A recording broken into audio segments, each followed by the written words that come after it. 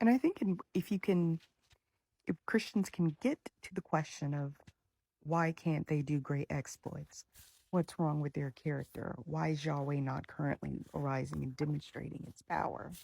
And even allowing them to demonstrate its power on a permanent and consistent basis.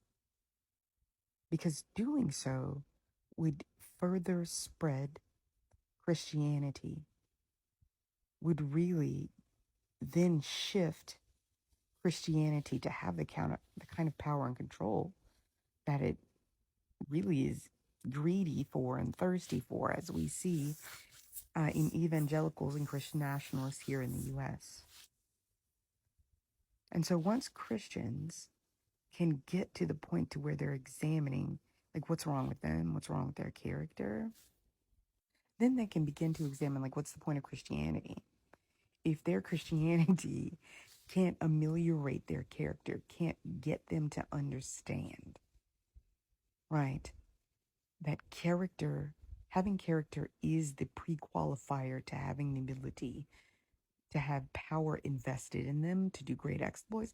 If they could get to that point, and then they could shift from culture wars to ameliorating their character and calling upon their God to invest in them the power to do great exploits, actually fix some of the core malfunctions going on in the human race, then they would begin to return to what's most important.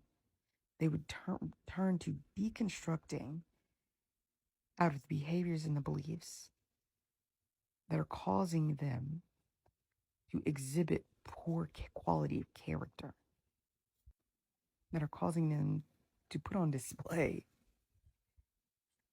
why Yeshua and the belief in Yeshua and Yahweh would be false, because their character, their actions, their lack of power puts on display and could cause people to believe that Yahweh and Yeshua don't exist, because those who say they are Christian and believers and adherents have poor character, go on pursuits of power control, and aren't arising and demonstrating and flowing in power.